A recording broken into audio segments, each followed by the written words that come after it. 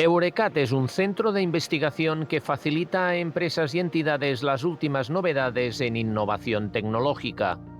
Uno de sus ámbitos de trabajo es la inteligencia artificial. La inteligencia artificial, que se compone a su vez de muchísimas tecnologías, es algo que vamos a ver en nuestro día a día de forma cada vez más habitual. Ya lo estamos viendo, recomendadores cuando te pones en plataformas de tipo Netflix o cuando entras en las webs de compra online, hay recomendaciones por todos sitios. La tecnología que hay detrás es compleja, requiere de muchísimos datos, muchísima ciencia y gente que desarrolla algorítmica de forma muy experta, pero es como un coche. Tú al final tampoco tienes que saber cómo funcionan exactamente los motores o la complejidad que un coche lleve dentro, pero sabes perfectamente, utilizas y está dentro de nuestro día a día y de nuestra cotidianidad. Es cotidiano el uso de los automóviles sin que tengamos que ser expertos en cómo funciona un motor de combustión o un motor eléctrico, ¿no? O las baterías. Parte de esta investigación es que la inteligencia artificial esté al servicio del ser humano y no solo contemple rendimientos y resultados.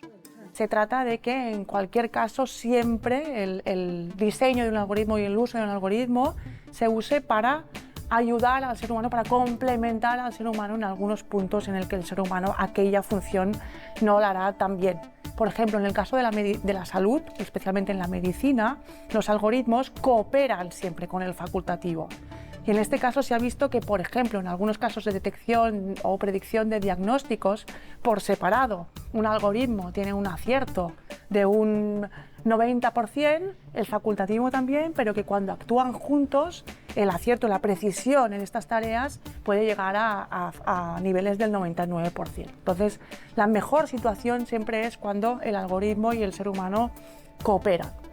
Y esto es lo que significa poner la algoritmia al servicio del ser humano y sobre todo, precisamente teniendo en cuenta que los algoritmos pueden incorporar estos prejuicios, los algoritmos y el ser humano tiene que diseñar un sistema para poder auditarlos y para poder entender perfectamente si en algún punto se puede incorporar alguna anomalía de este estilo.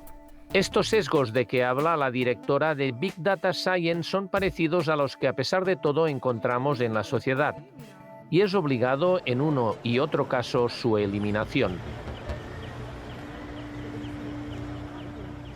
Soy optimista en el sentido de que, a pesar de que la inteligencia artificial despierta muchas reticencias, y es cierto que tiene su lado, digamos, más oscuro, sí que es verdad que, por ejemplo, si miras pues, los programas principales de estrategia de inteligencia artificial a nivel de la Comisión Europea, a nivel de España, también a nivel catalán, la incorporación de la ética y la incorporación del control de los sesgos es ya actualmente pues, un must.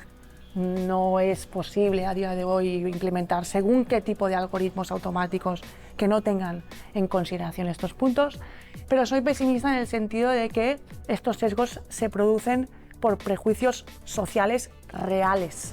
Entonces es la sociedad también la que tiene que ir generando actitudes más abiertas, más éticas, más equitativas, más tolerantes y por lo tanto estos conjuntos de datos también empezarán a ser menos sesgados.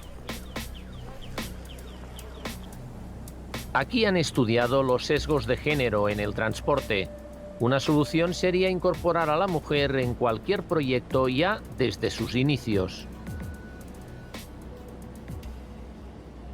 Es también muy importante y a veces lo pasamos por alto o tendemos a culpar al científico de datos o al científico que está detrás del algoritmo de haber hecho una solución que contenga sesgos, pero en realidad tiene que ser un trabajo bastante cooperativo. Es decir, es el conjunto de personas o aquella persona que cree que aquel algoritmo le puede ayudar a una situación concreta que tiene que pensar si este algoritmo en algún punto puede incorporar o puede premiar algún género, alguna raza o alguna clase social por encima de otro. Y esto muchas veces no es fácil justamente por el hecho de que también normalmente son hombres los que diseñan los algoritmos. Por lo tanto, incluir visiones distintas o los equipos multidisciplinares a la hora de diseñar un algoritmo son muy beneficiosos en este sentido.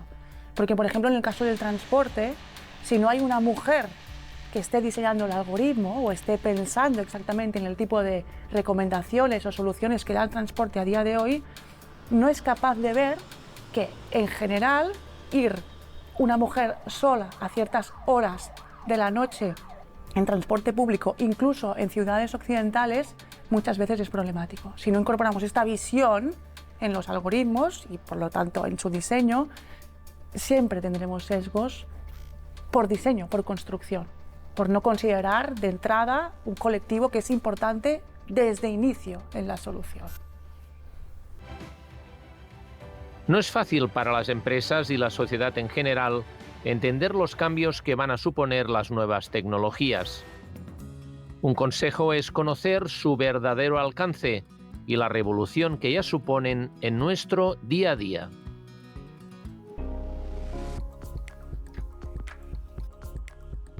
No son plenamente conscientes de los aspectos éticos derivados del sesgo que la información proporciona, igual que no son plenamente conscientes aún de los riesgos como los de la ciberseguridad. O sea, realmente estar dentro de este mundo nuevo y cambiante de la inteligencia artificial, de la ciberseguridad, de las tecnologías de la información tan marcado que están cambiándolo todo, es difícil para las empresas ir cambiando no solo cómo este tipo de tecnologías están inmersas en todos los procesos de la empresa, sino como también van a ir cambiando los perfiles profesionales requeridos dentro de las empresas, y es un cambio estructural y de forma de trabajar que realmente es complejo y solo se puede ir asimilando learning by doing, ¿no? Ir adoptando las tecnologías, ir implementándolas y realmente ser conscientes tanto de los beneficios como de los riesgos que puede suponer el sesgo de la información, por ejemplo.